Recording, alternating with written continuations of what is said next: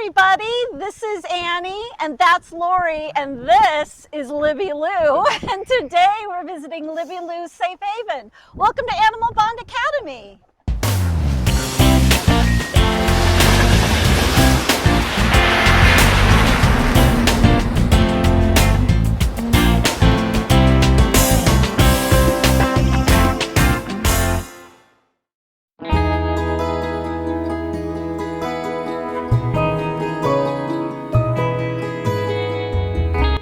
That is Libby Lou. She's the matriarch. She's who's started with.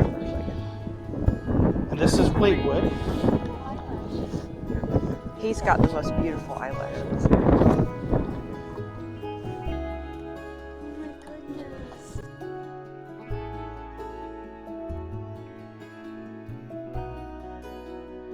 Libby Lou is a miniature Hereford heifer. And She was the first. Fleetwood is a black baldy belted Galloway mix. And Miss Daisy Bell is a Holstein. So she's the only dairy cow here. All the rest of the cows are beef cows. As of right now. And another little tidbit, It's like she's from Europe. did you know that cows have no upper teeth? So you can see their lower teeth, but they have no teeth up here. They'll slime you, but they can't really bite you. Good girl And days. they love cow cookies. It's just like a little protein snack. Okay.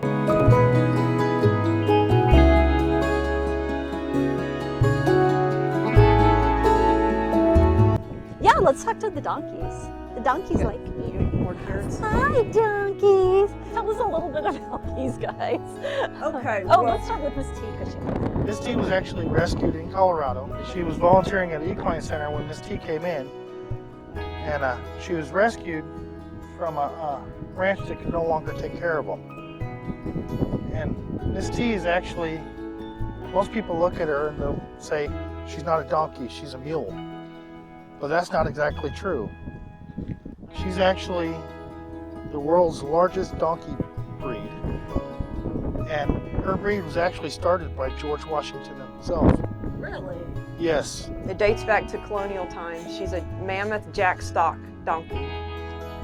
And she was actually bred with, Spain sent 2 donkeys over to George Washington. One of them didn't make the trip, but the other one did. And then he crossbred it with an American donkey and came up with this breed.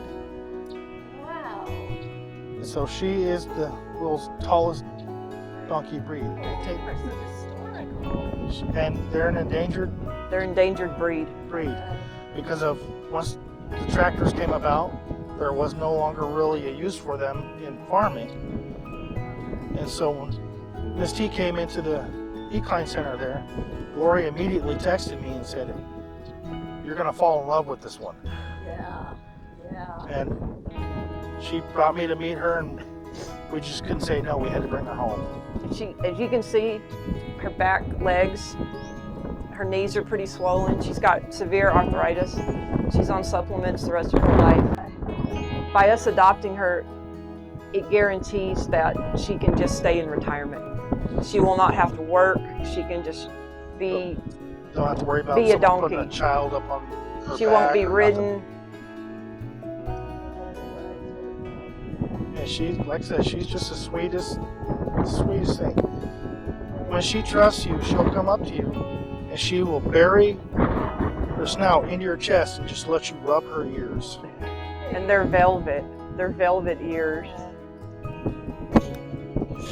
So these girls, so Fergie has the bangs and Sahara has the mohawk. That's the easiest way to tell them apart. They are a bonded pair. They get upset if they're out of each other's sight. They've been known to synchronize their movements. Wow. They're very, very interesting. They've been together almost their whole lives. They too are from Colorado. They were originally on a feedlot with a bad ending coming. They were rescued by another person who couldn't care for them. They ended up at Long Hope's Donkey Rescue in Colorado. They were adopted, and then they were returned years later with no social skills. They were left to their own devices and had no boundaries. At the time, we just had Libby, and she needed a companion because they're herd animals. And they are protectors. They protect livestock.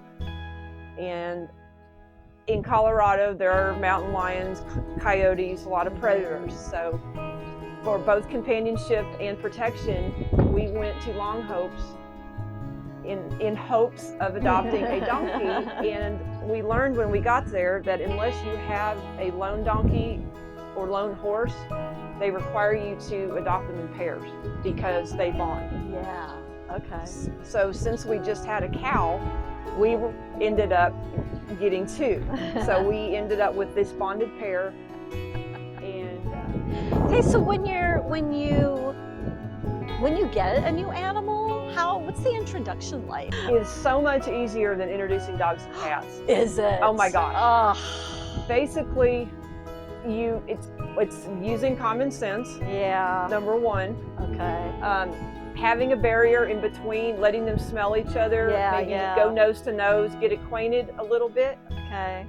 and then open the gate and get out of the way. Because even with dogs and cats, I believe humans get in the way Yeah. of them trying to get to know each other. Yeah. And you just step back and let them get acquainted. Yeah. Cows don't fight. They're not like dogs. Right. Donkeys really don't fight. They kick, Yeah. but they don't fight.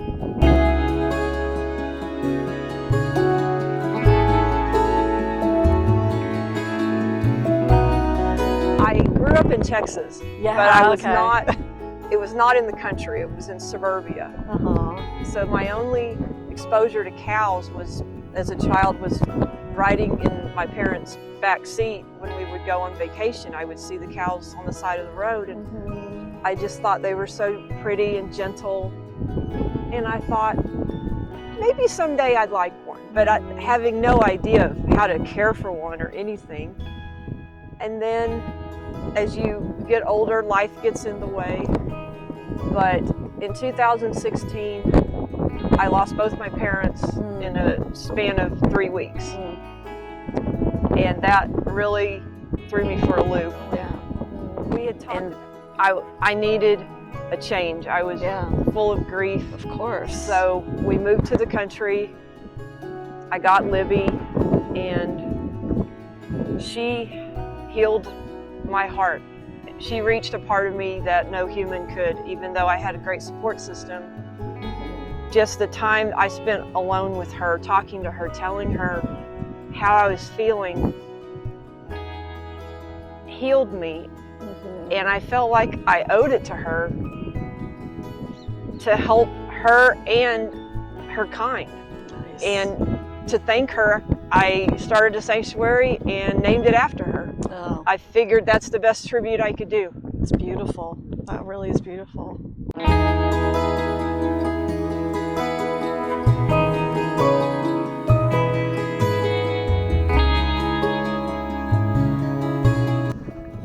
There was a plea went out on the Facebook Farm Sanctuary page. Okay.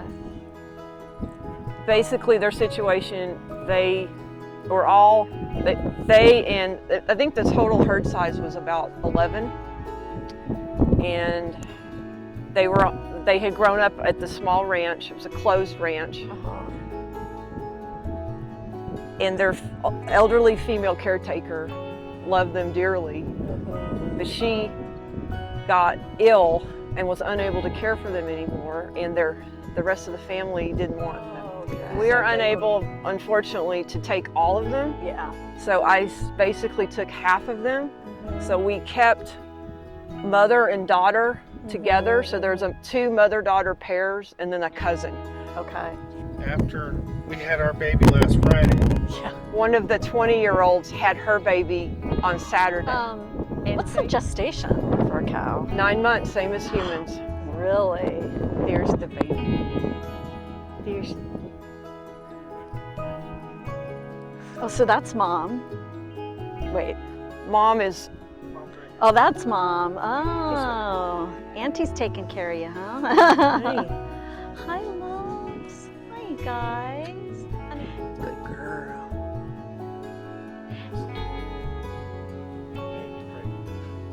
Okay.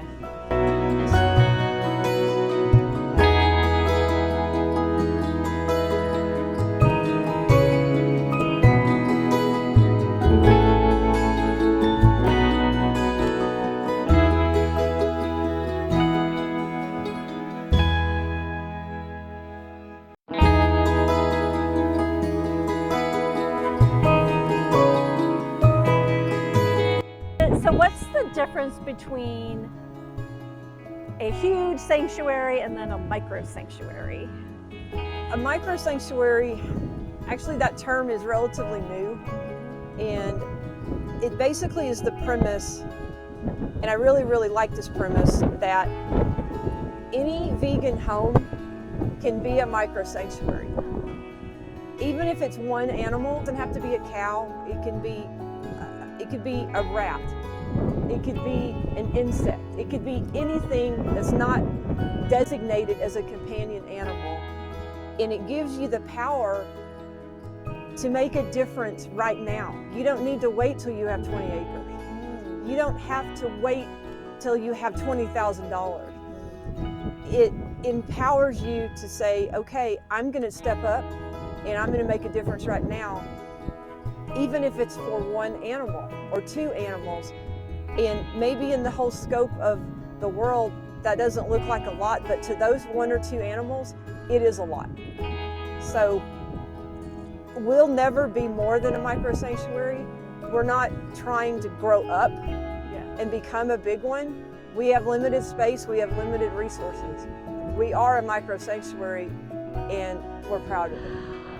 Well, that's it for us, everybody. Thank you so much to Libby Lou Safe Haven, to Lori, Snowflake, and Whittier. We'll see you next time on Animal Bond Academy. Bye.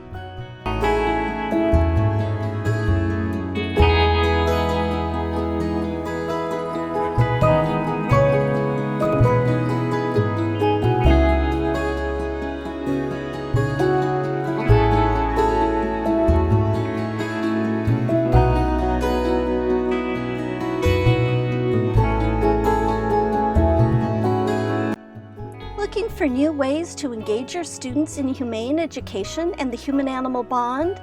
Get Curriculum in Action, Multiculturalism and the Human-Animal Connection at animalbondstudies.org or cognella.com.